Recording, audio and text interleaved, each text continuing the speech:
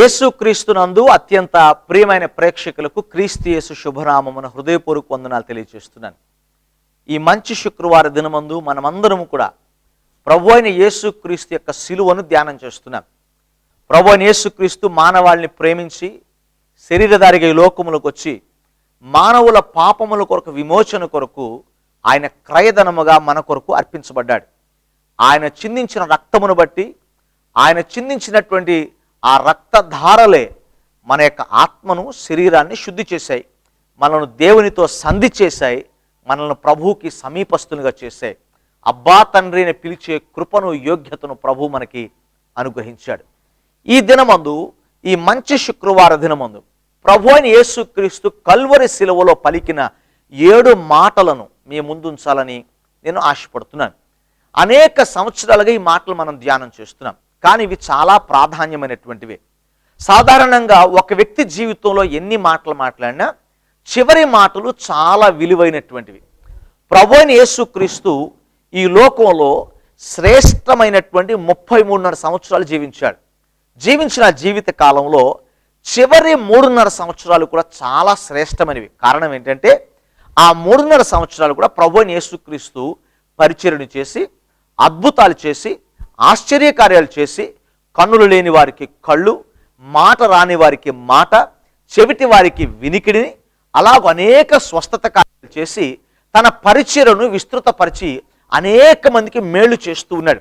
మీరు అనుకుంటున్నారేమో యేసు ప్రభు శరీరధారిగా ఉన్నప్పుడు మాత్రమే ఆ కార్యాలు చేశాడని. నేటికిని ప్రభు ఆ కార్యాలు చేస్తున్నాడు. ఎవరు విశ్వసిస్తారో వారి జీవితాల్లో ఆ స్వస్థత కార్యాలు, ఆశీర్వాద కార్యాలు జరుగుతాయి. కారణం, శిలువ శక్తి ఒక్క రోజుకు పరిమితమైనది కాదు, అది యుగయుగములు నిలిచేటటువంటిది. దేవుణ్ణే సంతోషపరిచిన ఆ రక్తమును విశ్వసించిన ప్రతివాడు వాని జీవితంలో ఎల్లవేళలా విడుదల పొందుతాడని ఈ సమయం ద్వారా మీకు నేను జ్ఞాపకం చేస్తున్నాను. ఈ సందర్భంలో ఆ 3.5 సంవత్సరాలు ఎంత ప్రాముఖ్యమైనవో, శిలువలో యేసు ప్రభు గడిపిన ఆ 3.5 గంటలు చాలా విశిష్టమైనటువంటివి. ఆ 3.5 గంటల కాల వ్యవధిలో యేసు ప్రభు పలికిన ఆ చివరి 7 మాటలు చాలా అద్భుతం, ఆశ్చర్యం, మన హృదయానికి ఆనందాన్ని ఇచ్చేటటువంటివి. ఎందుకో మనం ఒక్కొక్కటిగా ధ్యానం చేద్దాం. కలువరి శిలువలో యేసు ప్రభు పలికిన 7 మాటలు. మొదటిదిగా మనం చూద్దాం.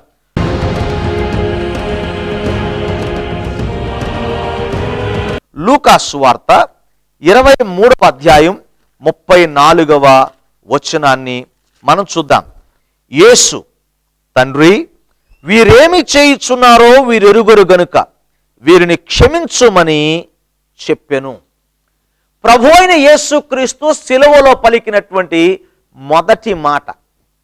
ఈ మాటను వింటున్నప్పుడల్లా నాకు ఆశ్చర్యం అనిపిస్తుంది. ఎందుకంటే ప్రభు అయిన యేసుక్రీస్తు శిలువ వేయబడింది అనుకోనని సంఘటన కాదు. ఒక విధంగా మనం ఆలోచన చేసినట్లయితే ఇప్పుడున్న మాటలో మనం చెప్పాలంటే it is a criminal conspiracy. అనగా మూకుమ్మడిగా అందరూ కలిసి కుట్ర పన్ని యేసు ప్రభువుని శిలువకు అప్పగించారు. ఆ కుట్రలో యూదులు ఉన్నారు, యేసుక్రీస్తు యొక్క శిష్యుడు ఉన్నాడు, రోమా సామ్రాజ్యపు అధికారులు ఉన్నారు, సన్హెద్రిన్ సభ్యులు ఉన్నారు.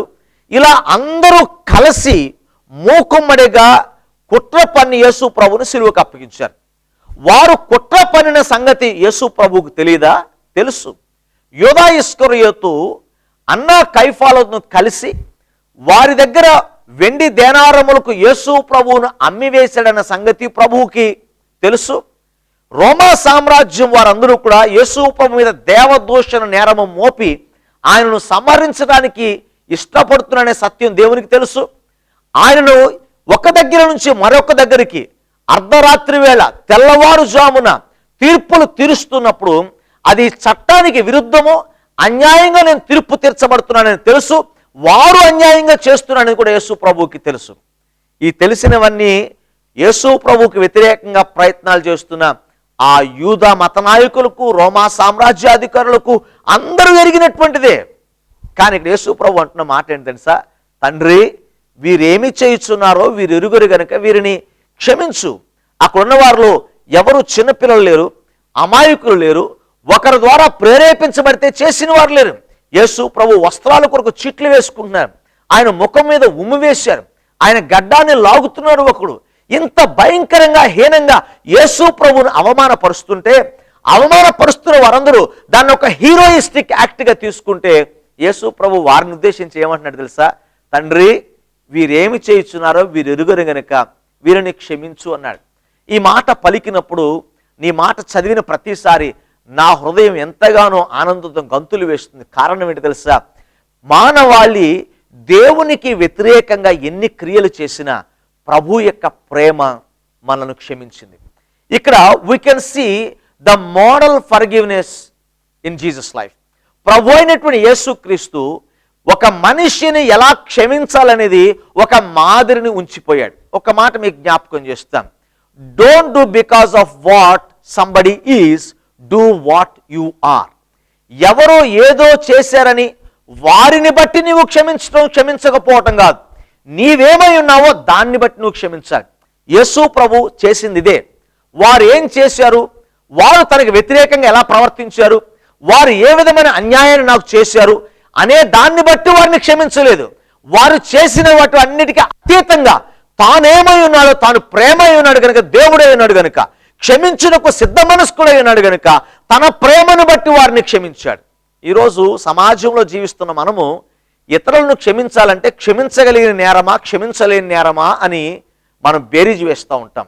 యేసు ప్రభు సముఖంలోకి వచ్చి శిలువ ధ్యానాలు ధ్యానిస్తున్న మనము క్షమించగలిగిన నేరం ఒకటి, క్షమించలేని నేరం ఒకటి ఏమీ లేదు ఆయనకి. ఏదైనా క్షమించగలడు అనగా మనకు ఒక మాదిరిని ఉంచాడు. ఎవరినైనా క్షమించాలి, ఏ వ్యక్తి మనకు విరోధంగా చేసినా క్షమించాలి. వారిని బట్టి కాదు, నిన్ను బట్టి లేదా నీ యొక్క ప్రవర్తన బట్టి, యేసు ప్రభు యొక్క కృప ద్వారా నీవు పొందిన క్షమాపణ బట్టి నీ ఇతరులను క్షమించేవాడిగా నీవు ఉండాలి. యేసు ప్రభు సిలువలో పలికిన మొదటి మాట మనకేం తెలియజేస్తుంది తెలుసా? మనము ఇతరులను క్షమించాలి. మనకు విరోధంగా ప్రవర్తించిన వారి మీద పగబట్టకూడదు, కోపంతో ఉండకూడదు. పగ, కోపము, ప్రతీకారము మనలను ఆశీర్వాదానికి దూరం చేస్తుంది. కయ్యను కోపపడి అసూయపడి ఆమె తమ్ముని చంపివేశాడు. తద్వారా కయ్యను దేశదిమ్మరయ్యాడు, తనలో ఆశీర్వాదం పోగొట్టుకున్నాడు.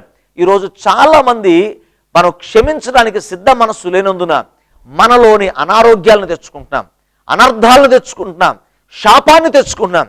కానీ సిలువను ధ్యానిస్తున్న మన జీవితాల్లో క్షమించే మనసుందా? ఇతరులను క్షమించగలుగుతున్నావా?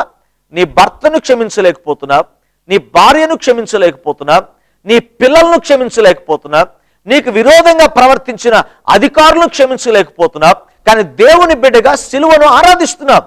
అది ఎంత మాత్రం మంచిది కాదు. దేవుణ్ణి ఆరాధిస్తున్న నీవు, ప్రభువుని ప్రేమిస్తున్న నీవు ఇతరులను క్షమించే మనస్సు మనం కలిగి ఉండాలని యేసు ప్రభు పేరట నేను మీకు జ్ఞాపకం చేస్తున్నా. సిలువలో ప్రభు అయిన యేసుక్రీస్తు పలికిన మొదటి మాట, తండ్రి, వీరేమి చేయుచున్నారో వీరు ఎరుగరు గనుక వీరిని క్షమించు అని ప్రభు అయిన యేసుక్రీస్తు చెప్పిన మాట మనకొక మాదిరిగా ఉందని క్షమించుటకు ఈ సమయంలో నేను మీకు జ్ఞాపకం చేస్తున్నాను. సిలువలో యేసు ప్రభు పలికిన రెండవ మాటను చూద్దాం.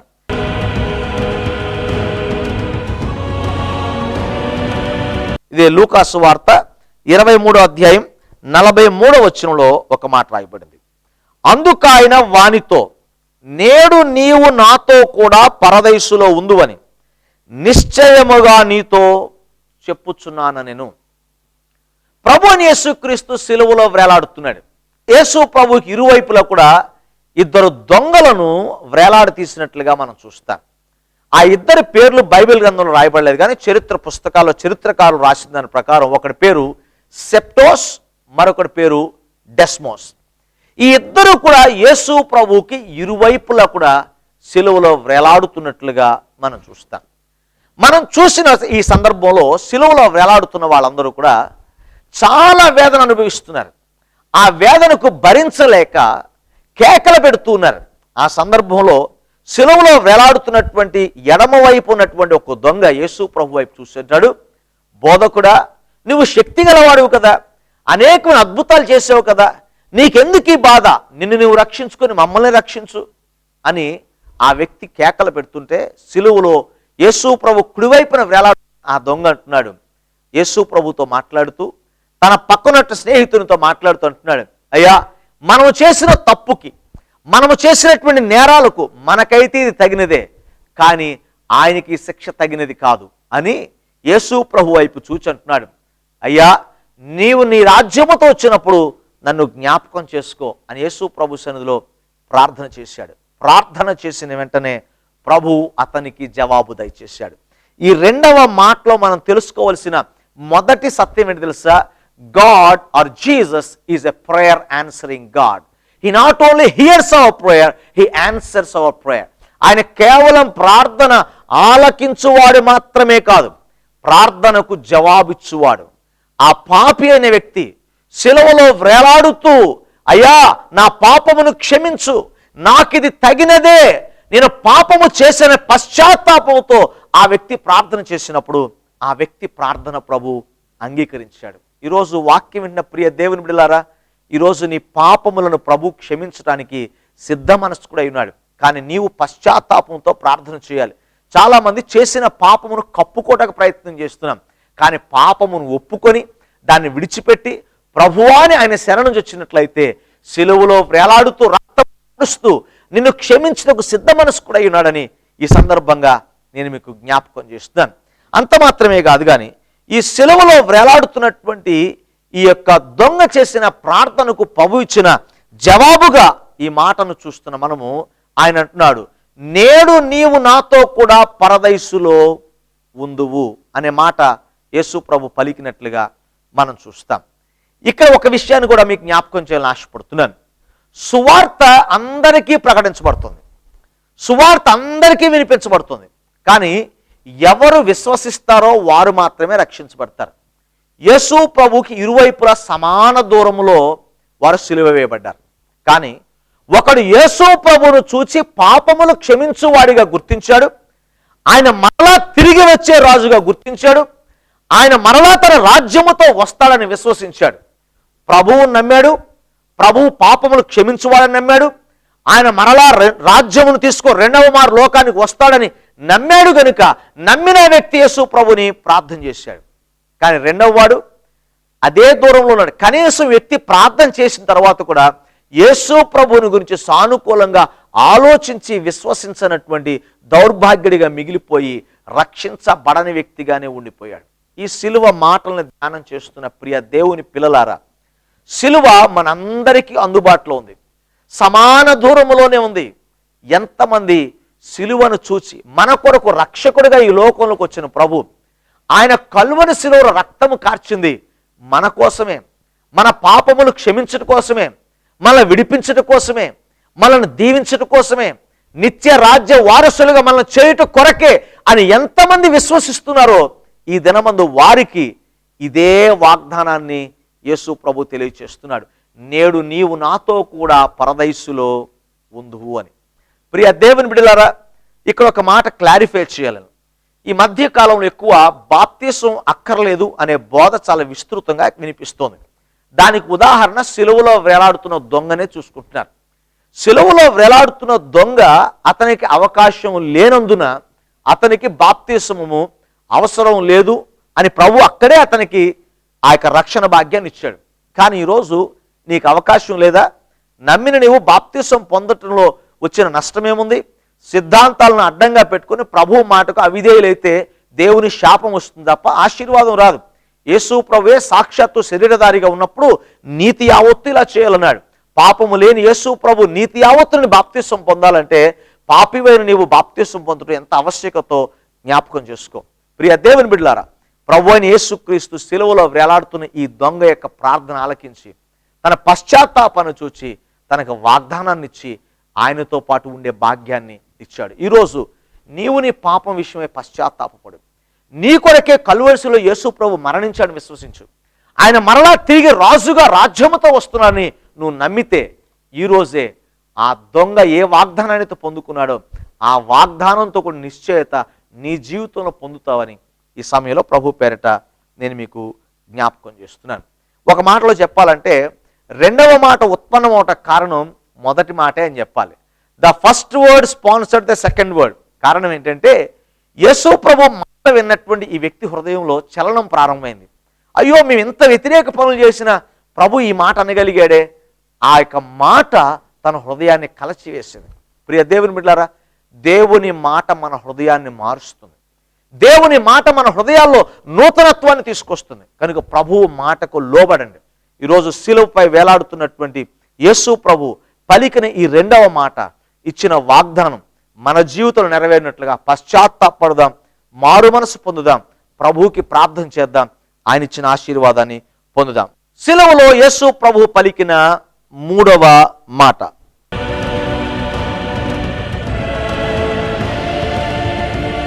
యోహాను సువార్త 19వ అధ్యాయం 26వ వచనం. యేసు తన తల్లియు తాను ప్రేమించిన శిష్యుడును దగ్గర నిలుచుండట చూచి, అమ్మా ఇదిగో నీ కుమారుడు అని తన తల్లితో చెప్పెను. తరువాత శిష్యుని చూచి, ఇదిగో నీ తల్లి అని చెప్పెను. ఆ గడియ నుండి ఆ శిష్యుడు ఆమెను తన ఇంట చేర్చుకొనెను. ఈ మూడవ మాటను మనం ఇక్కడ చూచినట్లయితే, అమ్మా ఇదిగో నీ కుమారుడని తన తల్లితో చెప్పెను. ప్రభు అయినటువంటి యేసుక్రీస్తు జీవితం అంతా కూడా ఒక గొప్ప మాదిరి. కేవలము ఒక మత సంబంధమైనటువంటి వ్యక్తిగా యేసు ప్రభును చూడటం అనేది అవివేకం అవుతుంది. యేసు ప్రభు సంపూర్ణ మానవుడిగా, ఒక తండ్రిగా, ఒక తల్లిగా, ఒక కుమారుడిగా, ఆయన ప్రతి పాత్రకు సరిపడినటువంటి ఒక ఆత్మీయ నాయకుడిగా, ఒక ఆత్మ సంబంధమైన వ్యక్తిగా మన జీవితాలను ఆశీర్వదిస్తున్నాడు ప్రభు. కారణం ఏంటంటే, సిలువలో వేలాడుతున్నటువంటి యేసు ఆయన వేదన పడుతూ తన తల్లిని గురించి శ్రద్ధ వహించినట్లుగా చూస్తాం. యేసు ప్రభు అనుభవిస్తున్న వేదన బట్టి తల్లి తల్లడిల్లిపోతుంది. బహుశా తన భవిష్యత్తు ఏమవుతుందని ఆందోళన చెందనమని నేను అనుకోవట్లే, కానీ తన భవిష్యత్తు ఏంటి అని కేకలు పెట్టినట్టుగా కూడా నేను అనుకోను. కానీ యేసు ప్రభు ఒక కుమారుడుగా తన తల్లి యొక్క బాధ్యతను తీసుకున్నాడు. ఈరోజు ఈ మాట మనందరికీ మాదిరి. యేసు ప్రభు ముసలివాడి కాదండి. యేసు ప్రభు యవన ప్రాయములో శిలువ మరణం పొందాడు. అంటే 33.5 సంవత్సరాల వయసులో తన తల్లిని పట్ల శ్రద్ధ వహించి తన తల్లి యొక్క యోగక్షేమాలను చూడగలిగినటువంటి యోగ్యమైన సమర్థమైన వ్యక్తికి యేసు ప్రభు తన తల్లిని అప్పగించాడు. ఈరోజు శిలువ ధ్యానాలను ధ్యానిస్తున్నటువంటి మనలో చాలామంది తల్లిదండ్రులను ప్రేమించని వారు చాలామంది ఉన్నారు. యవన ప్రాయములో మనకు వచ్చిన ఉద్యోగాలను బట్టో, ధన సమృద్ధిని బట్టో, మనకు కలిగిన దీవెనను బట్టో తల్లిదండ్రులు నిర్లక్ష్యం చేస్తున్నాం. కానీ ప్రభువైన యేసుక్రీస్తు ఏం చేస్తున్నాడు ఇక్కడ? ఆయన అన్నాడు, ధర్మశాస్త్రము కొట్టివేయటకు రాలేదు, ధర్మశాస్త్రమును పాటించడానికి, దాన్ని నెరవేర్చడానికి వచ్చిన్నాడు. నీవు దీర్ఘాయుష్మంతుడగునట్లుగా నీ తండ్రిని, నీ తల్లిని సన్మానించు అనేది దేవుని యొక్క వాక్యం. సమస్యలు రాకమానవు, ఇబ్బందులు రాకమానవు, కుటుంబంలో అనేక విధాలైన సమస్యలు రాకమానవు, కానీ తల్లిదండ్రుల పట్ల విముఖత చూపించే వ్యక్తి జీవితంలో ఆశీర్వాదము రాదు అని సమయంలో మీకు జ్ఞాపకం చేస్తున్నాను. ప్రభువైన యేసుక్రీస్తు ఘోరమైన శిలువ మరణం పొందుతున్నాడు. వేదన, శరీరం అంతా అప్పటికే కొరడా దెబ్బల చేత రక్తమంతా స్రవించి అనేక ఎంతో దూరం శిలువను మోసి యేసు ప్రభు శరీరం నలగగొట్టబడిన నలిగిపోతున్న యేసు ప్రభు తన ముందు రాబోయే ఉపద్రవాన్ని గురించి ఆలోచిస్తున్న యేసు ప్రభు తన తల్లిని మాత్రం మర్చిపోలేదు. ఈరోజు తల్లిని, తండ్రిని మర్చిపోయినటువంటి ప్రియ సహోదరుడా, సహోదరి, యేసు ప్రభువుని ఆరాధిస్తున్నట్లయితే ముందు నీ తల్లిని, నీ తండ్రిని నీవు ఆదరించడం నేర్చుకోవాలి. తల్లిదండ్రులను విడిచిపెట్టడం క్షేమకరమైనది కాదు అని ఈ సమయంలో నేను మీకు జ్ఞాపకం చేస్తున్నా. యేసు ప్రభు is a model son for us. మనందరికీ ఒక మాదిరికరమైన కుమారుడు, లేదా ఒక కుమారుడు తల్లిదండ్రుల పట్ల ఎలాంటి ప్రవర్తన కలిగి ఉండాలో ఆయన చూపించినటువంటి గొప్ప దేవుడు మన ప్రభు అయినటువంటి యేసుక్రీస్తు. ప్రియ దేవుని బిడ్డలారా, సిలువని ధ్యానిస్తున్న మనము కేవలం దాన్ని మాట ప్రకారం కాక ఆచరణాత్మకంగా వాక్యాన్ని ఆచరించాలని నేను మీకు జ్ఞాపకం చేస్తున్నాను. కల్వరి సిలువలో యేసు ప్రభు పలికిన 4వ మాట,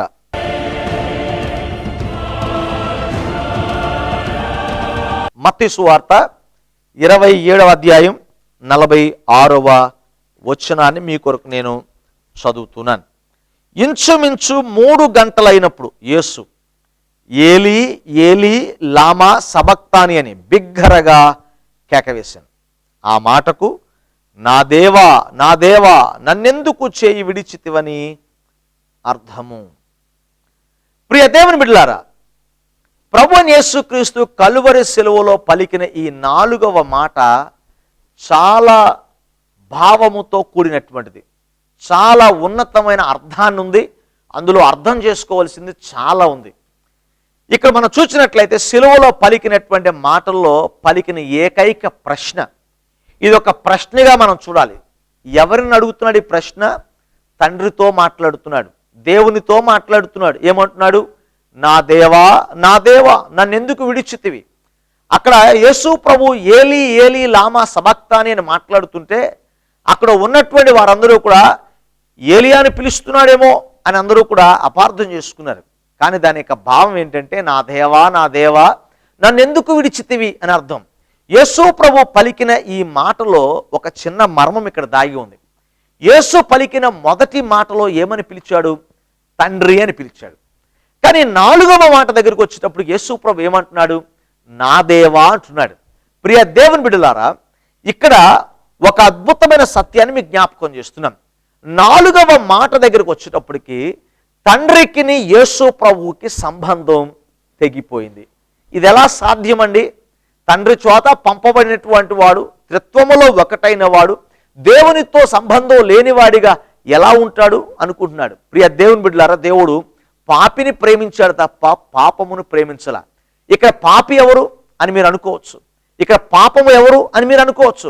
యేసు ప్రభు పాపా, యేసు ప్రభు పాపమా అని మీరు అనుకుంటే, బైబిల్ గ్రంథం వెలుగులో నేను తెలియజే సాక్ష్యం ఏంటంటే, నిశ్చయముగా యేసు ప్రభు మీద మన పాపములు మోపబడి ఉన్నవి.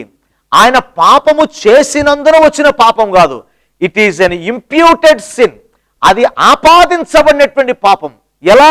ఆయనకి ఇష్టపూర్వకంగా మనల్ని ప్రేమించి మనల్ని శిక్షించడం ఇష్టం లేక ఆ పాపమును ఆయన మీద వేసుకున్నటకు ఇష్టపడినందున ఆ పాపము ఆయన మీద మోపబడి ఆయన శాపముగా మార్చబడినందున ఆయన పాపిగా పాపముగా మార్చబడ్డాడు. దేవుని కుమారుడైన దేవుడు న్యాయం తప్పేవాడు కాదు. అందుకనే ఎప్పుడైతే మానవుని పాపము ఆయన మీద మోపబడిందో, ఎప్పుడైతే ఆయన పాపముగా మార్చబడ్డాడో, యేసు ప్రభు తండ్రికి వేరు చేయబడ్డాడు. యేసు తండ్రితో ఎడబాటు కలిగింది. ఆ ఎడబాటును భరించలేని వ్యక్తిగా, ఆ ఎడబాటును ఆయన ఏమాత్రము సహించలేని వ్యక్తిగా, నా దేవా, నా దేవా, నన్నెందుకు చేయి విడిచావు అని బిగ్గరగా కేకలు వేస్తున్నాడు. ప్రియ దేవుని బిడ్డలారా, పరలోకం విడిచిపెట్టకూడని భాగ్యం ఎంచుకొనటం కాదే గాని, అంత మాత్రమే కాదు కానీ, యేసు ప్రభు తండ్రితో కూడా సంబంధాన్ని ఒక గడియ విడిచిపెట్టడానికి కూడా ఇష్టపడ్డాడు. కారణం, నిన్ను నన్ను ప్రేమించి మనందరినీ ఆయనతో సమాధానపరచడానికి, మనమందరం ఆయన రాజ్యవారసులుగా అవటానికి యేసు ప్రభు తండ్రితో ఎడబాటును కూడా ఆయన అంగీకరించాడు. ప్రియ దేవుని బిడ్డలారా, ఈరోజు సిలువ మాటలను ధ్యానిస్తున్న మనము, ప్రభువు ప్రేమ ఎంత ఉన్నతమైందో తెలుసా? నీ కొరకు నా కొరకు ప్రభు శాపంగా పాపంగా మార్చబడ్డాడు. ఈరోజు ఆ సిలువ ప్రేమ నిర్లక్ష్యం చేయొద్దు. ప్రభువు నీ కొరకే నా కొరకే తండ్రితో కూడా సంబంధాన్ని ఆయన కోల్పోయిన వాడిగా చేయబడ్డాడు. అందుకే ఆ వేదన, ఆ బాధ నన్ను రక్షించమని కాదు దాని అర్థం. కానీ ప్రభువా, నన్ను ఎందుకు విడిచిపెట్టావు? నేను నీ బిడ్డను కదా అంటే ప్రభు అంటున్నాడు, నీవు నా బిడ్డవే, కానీ నీపై మోపబడిన ఆ పాపం, మనుషులందరి యొక్క పాపము నీపై మోపబడింది. వారి పాపము క్షమించబడాలంటే నీకు నాకుని ఎడబాటు తప్పదని తండ్రి మాట్లాడుతున్నాడు. ప్రియ దేవుని బిడ్డలారా, ఈ దినమందు మనలో ఉన్న శాప పాపములను తీసివేసి మనకు నిత్య రాజ్య వారసులుగా చేయనట్లుగా తండ్రి ఆయనకి ఎడబాటు కలిగింది. ఈ ఎడబాటు మన పాపం వలన కలిగిందని గుర్తించి ఈ దినమందైనా మన పాపమును యేసు ప్రభు మోసి పాపములు తీసివేశాక ఇంకా పాపపు దాస్యంలో పడి ప్రభు గాయములు రేపేవారిగా కాక ప్రభు యందు విశ్వాసం నుంచి పాపమును విసర్జించి జీవించేవారిగా ఉండాలని ఈ సమయంలో ప్రభు పేరిట నేను మీకు జ్ఞాపకం చేస్తున్నాను. ప్రభు అయిన యేసుక్రీస్తు సిలువలో పలికిన 5వ మాట.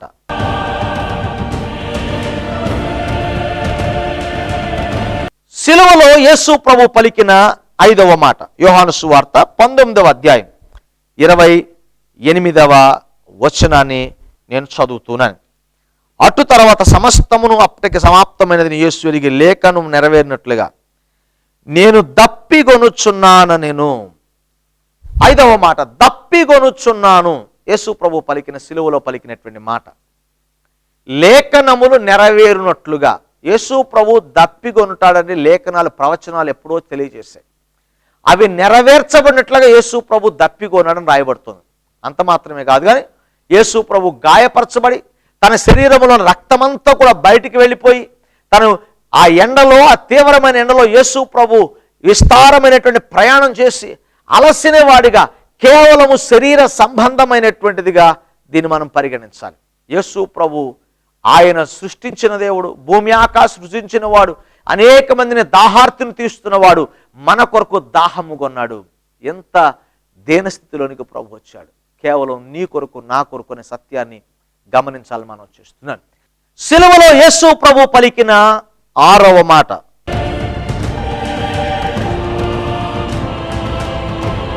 యోహాను సువార్త అధ్యాయము 30వ వచనాన్ని మనం చదువుకుందాం. యేసు ఆ చిరక పుచ్చుకొని సమాప్తమైనదని చెప్పి తల వంచి ఆత్మను అప్పగించాను. ప్రభువునందు ప్రియ దేవుని బిడ్డలారా, ప్రభు అయిన యేసుక్రీస్తు సిలువలో పలికిన ఈ 6వ మాట సమాప్తమైనది అనే మాట పలికాడు. ఈ మాటను మనం చూసినట్లయితే ఒక ముగింపుగా కాదు, తెలుగులో సమాప్తమైనది అని రాయబడి ఉంది, ఇంగ్లీష్లో ఇట్ ఈస్ ఫినిష్డ్ అని రాశాడు. కానీ ఆదిమ గ్రీక్ బైబిల్లో మనం చూస్తే ఈ మాటను ఏ మాటలోంచి వచ్చిందో మనం చూసినట్లయితే ఆసక్తికరమైనటువంటి అంశాలు మనం తెలుసుకోవచ్చు. టెటెలస్టాయ్ అని పిలిచాడు. టెటెలస్టాయ్ అని బిగ్గరగా కేకవేశాడు యేసు ప్రభు.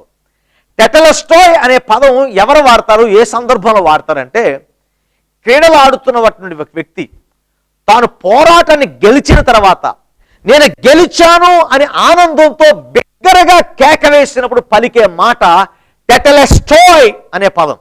ఆ పదాన్ని ఈ యొక్క సమాప్తమైనదనే పదానికి వాడినట్లుగా మనం చూస్తాం. అనగా యేసు ప్రభు విజయనాదం ఇక్కడ చేశాడు. మనం ఈస్టర్ రోజు యేసు ప్రభు మన్నాను తిరిగి లేచాడు, అప్పుడు గెలిచాడు కాదండి. యేసు ప్రభు సిలువలోనే గెలిచాడు.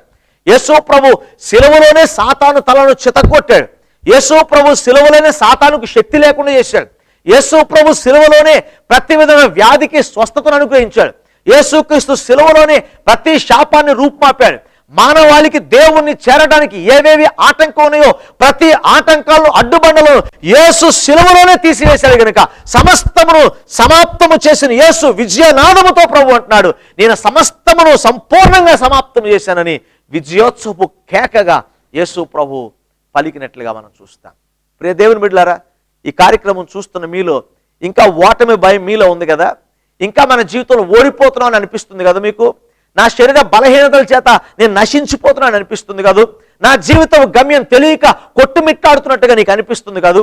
దేవుని వాక్యం తెలియచేస్తుంది. ప్రియ దేవుని బిడ్డలారా, మనము ఓడిపోయిన వారసులము కాదు, మన కొరకు మరణమును గెలిచి తిరిగి లేచి సిలువలోనే సమస్తమును కార్యము నెరవేర్చిన విజయ వీరుడైనటువంటి యేసు క్రీస్తు యొక్క పిల్లలముగా మనకి ఓటమి లేదు.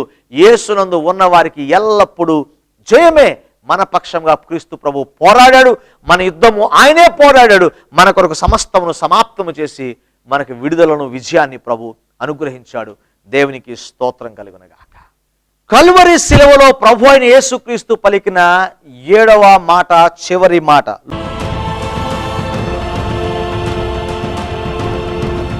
లూకా సువార్త 23వ అధ్యాయము 46వ వచనం. అప్పుడు యేసు గొప్ప శబ్దముతో కేకవేసి, తండ్రి, నీ చేతికి నా ఆత్మను అప్పగించుకొనుచున్నాను నేను. దేవునికి స్తోత్రం కలుగునుగాక. ప్రభువైన యేసుక్రీస్తు కల్వరి శిలువలో పలికినటువంటి 7వ మాటను మనం చూసినట్లయితే ఇక్కడ ఒక అద్భుతమైన సత్యాన్ని మనం గమనించగలం. ఈ మాటలు మనం ధ్యానం చేస్తున్నప్పుడు మొదటిదిగా మనం చూస్తే తండ్రి అనే మాటను మనం చూస్తాం. 4వ మాట మనం చూసినట్లయితే నా దేవా అనే మాట మనం చూస్తాం. మరలా 7వ మాట వరకు వచ్చినప్పటికీ తండ్రి అనే మాట ఉపయోగించినట్లుగా మనం చూస్తాం. దీని ద్వారా మనం అర్థం చేసుకోవాల్సింది ఏమిటంటే, యేసు ప్రభు శిలువ మరణం పొందినప్పుడు, శిలువ మీద వేలాడుతున్నప్పుడు కూడా తండ్రితో సంబంధం కలిగిన వాడిగా ఉన్నాడు. కానీ ఎప్పుడైతే పాపము ఆయన మీద మోపబడి పాపముగా, శాపముగా మార్చబడ్డాడో, తండ్రితో సంబంధం లేనప్పుడు ఆయన తండ్రి అని పిలవడం వల్ల నా దేవా అని పిలుస్తున్నాడు. ఒక పాపిగా దేవునికి ప్రార్థించే ఒక వ్యక్తిగా సామాన్యుడిగా మారాడు. కానీ ఎప్పుడైతే సిలువలో దేవుడు అప్పగించిన పనిని ముగించి నెరవేర్చి ఆయన సమస్తమును సమాప్తము చేశాడో, విజయం పొందిన వెంటనే తన పని ముగించుకున్నటువంటి యేసయ్య మరలా దేవునితో సంబంధము నెలకొల్పబడిన వాడిగా తండ్రి అని పిలుస్తున్నాడు. ప్రియ దేవుని బిడ్డలారా, పాపం మనిషిని దేవునికి దూరం చేస్తుంది. మరలా ప్రభువు సన్నిధిలో నువ్వు పాపం విడిపించి పశ్చాత్తాపడి దేవుని దగ్గరికి వస్తే తండ్రికి దగ్గర చేస్తుంది. యేసు ప్రభు పాపం చేసి పశ్చాత్తాపడిన వాడు కాదండి. ఆయన పాపము మోసి ప్రభు యొక్క చిత్తాన్ని నెరవేర్చి ప్రభువుకి ఇష్టడిగా అయినందున ఆయన మరలా తండ్రితో సమాధానం కలిగిన వాడి, లేదా తండ్రితో సంబంధం కలిగిన వాడిగా చేయబడ్డాడు. అందుకే తండ్రి, నీ చేతికి నా ఆత్మను అప్పగించుకుంటున్నాను. యేసు ప్రభు ప్రాణం తీశారా? యేసు ప్రభు ప్రాణం అప్పగించాడా? ఈ మాట మీరు బైబిల్ అండర్లైన్ చేసుకోండి. తన తండ్రి చేతికి తన ఆత్మను అప్పగించుకున్నాడు, అంతే తప్ప ఎవరు ప్రాణం తీయలేదు. సృష్టించిన సృష్టికర్త దేవుడైన ప్రభువైన యేసుక్రీస్తును చంపగలిగిన వాడు ఎవడూ లేడు. యోహాను సువార్తలో గెత్సేమనే తోటలోనికి యేసు ప్రభువును బంధించడానికి వచ్చినటువంటి ఆ వ్యక్తులు, ఆ యొక్క సోల్జర్స్ అందరూ కూడా ఇక్కడ యేసు ప్రభు అంటే ఎవరు, ఆయన మేము పట్టుకెళ్ళాలన్నప్పుడు అందుకు యేసు ప్రభు చెప్పిన మాట నేనే అనగానే వాడు క్రింద పడిపోయినట్లుగా మనం చూస్తాం. నేనే అనే మాటకు ఎవరి అర్థం ఏంటి తెలుసా? మోషే అడుగుతున్నాడు, నువ్వెవరు అని చెప్పు అంటే, నేను ఉన్నవాడను అనువాడను. నేనే అనే మాట ఒక్క దేవునికి తప్ప మరి ఎవ్వరికి ఉపయోగించలేదు. కేవలం పట్టుకోవడానికి కూడా ధైర్యము చాలనటువంటి వాళ్ళు యేసు ప్రభువును చంపగలరా? యేసు ప్రభువుని బంధించడానికి కూడా వారు నిస్సహాయులే. యేసు ప్రభువుని బంధించడానికి అంత కుట్ర అవసరమా? కానీ యేసు ప్రభువుని బంధించడానికి కూడా శక్తి చాలని వాళ్ళు యేసు ప్రభువుని ఎక్కడ చంపగలరు? కానీ తండ్రి ఆయనను మన కొరకు శాపముగా పాపముగా మార్చుటకు ఇష్టపడినందున ఆయనే తండ్రికి లోబడి మన పాపములను మోసి మన కొరకు తను తాను అప్పగించుకోవడానికి ఇష్టపడ్డాడు. అందుకనే తండ్రి, నీ చేతికి నా ఆత్మను అప్పగించుకుంటున్నాను తండ్రికి అప్పగించుకున్నాడు. ఎంత శ్రేష్టమైనటువంటి జీవితం! ప్రియ దేవుని బిడ్డలారా, ఈ దినమందు కలువరి శిలువలో యేసు ప్రభు పలికిన ఈ 7 మాటలు మనం ధ్యానం చేశాం. దేవుని పిల్లలంగా మనం ఇతరులను క్షమించు వారిగా ఉండాలి. దేవుని పిల్లలముగా పశ్చాత్తాపడి ప్రార్థించే వారిగా ఉండాలి. దేవుని పిల్లలముగా తండ్రి తల్లి యొక్క బాధ్యతలను తీసుకునే ఉత్తమ పిల్లలుగా మనం ఉండాలి. దేవుని సన్నిధిలో మన కొరకు పాపమై శాపమైన యేసుకు మనము లోబడాలి. యేసు దప్పికను తీర్చేటటువంటి సువార్త పరిచర్యను చేయాలి. యేసు ప్రభు ముగించిన ఆ పని ద్వారా పొందిన విజయాన్ని ఆస్వాదిస్తూ విజయవీరుడుగా నీవు ముందుకు సాగాలి. ప్రభువుకి నిన్ను అప్పగించుకొని ప్రభువుని స్తుతించాలి. ఈ సిలువ ధ్యానాలను ధ్యానిస్తున్న ప్రియ దేవుని బిడ్డలారా, ఈ యొక్క సిలువ ధ్యానాలు మీ జీవితానికి ఆశీర్వాదకరంగా ఉండి సిలువ శక్తిని మీ జీవితాల్లో పొందింపచేసి దేవుని యొక్క ఆనందం మీ హృదయాల్లో మీ కుటుంబాల్లో ప్రభు అనుగ్రహించి దీవించి నడిపించునుగాక. ఆమేన్. ప్రభువునందు ప్రియ దేవుని బిడ్డలారా, దయచేసి తలలో ఉంచండి, కన్నులు మూసుకునండి. మీ కొరకు నేను ప్రార్థన చేస్తాను. యేసు ప్రభు నీ కొరకు నా కొరకు మనందరి పాపముల కొరకు శాపమై పాపమై మన కొరకు మరణించాడు. నీవు రక్షించబడాలని, నిత్య జీవమునకు నీవు వారసుడు కావాలని, శాపము నుంచి తొలగించబడి నిత్య రాజ్యమునకు వారసుడు కావాలని యేసు ప్రభు నీ కొరకు మరణించాడు. ఆ ఉద్దేశాన్ని నువ్వు గమనిస్తే ఈ దినమందు నీ కొరకు మరణించిన యేసు ప్రభు నీ హృదయంలోకి చేర్చుకొని నీ జీవితంలో రమ్మని ఆహ్వానించి ఆయన రక్షకుడిగా నువ్వు అంగీకరిస్తే నీ జీవితం ఆశీర్వదించబడుతుంది. ఒకవేళ ఇంకా నువ్వు ప్రభువును రక్షకుడిగా అంగీకరించకపోతే నీ కొరకే ప్రభు మరణించాడు. ఒకవేళ నువ్వు రక్షించబడి పాపములో ఉంటే నీ పాపమును జయించుటకు యేసు ప్రభు నీ కొరకు మరణించాడు. నీ హృదయాన్ని దేవునికి అర్పించు. రక్షణ, ఆశీర్వాదం, విడుదల పొందాలి. ప్రార్థన చేస్తాను. ప్రార్థనలో ఏకీవించండి.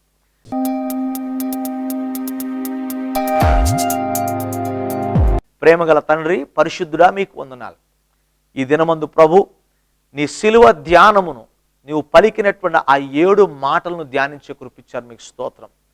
కేవలం వాటిని వినువారు మాత్రమే కాక విన్న మేము వాక్యానికి లోబడి వాక్యానుకూలంగా జీవించే కృపాభాగ్యం మాలో ప్రతి ఒక్కరికి దయచేయండి. నీ పరిశుద్ధాత్మ సహాయము ద్వారా నీ మాటలను అర్థం చేసుకునే కృప మాకివ్వండి. ఈ కార్యక్రమం చూస్తున్న ప్రతి ప్రేక్షకునిపై మీ దీవెన ఉంచండి. ఈ కార్యక్రమం చూస్తున్న వారిలో ఎవరు ఏ వ్యాధితో ఉన్నా, ఏ బాధతో ఉన్నా, ప్రతి సమస్య నుంచి యేసు నామములోని స్వస్థపరిచి విడిపించమని వేడుకుంటున్నాం తండ్రి. వారికి కొన్న కొదువులను తీసివేయండి. సిలువలో మీరు ముగించిన పని ద్వారా మా జీవితంలో విజయాన్ని సొంతం చేసుకుని విజయవంతమైన జీవితాన్ని జీవించడానికి సహాయం చేయండి. మాలో విశ్వాసాన్ని పెంపొందించండి, ఆత్మీయతను అనుగ్రహించండి. నీ సిలువ శక్తిని కలిగిన వారిగా ప్రపంచానికి నీ సిలువను చూపించే వ్యక్తులుగా ఉంటూ సహాయం చేయమని యేసు అతి శ్రేష్టమైన నామమున అడిగి వేడుకొని ప్రార్థిస్తున్నాను తండ్రి, ఆమెన్. మన పరమ తండ్రి అయిన దేవుని ప్రేమ, కుమారుడని క్రీస్తు కృప, పరిశుద్ధాత్మ దేవుని యొక్క అన్యోన్య సహవాసం, సమాధానం మనందరికీ తోడే నడిపించునుగాక. ఆమెన్.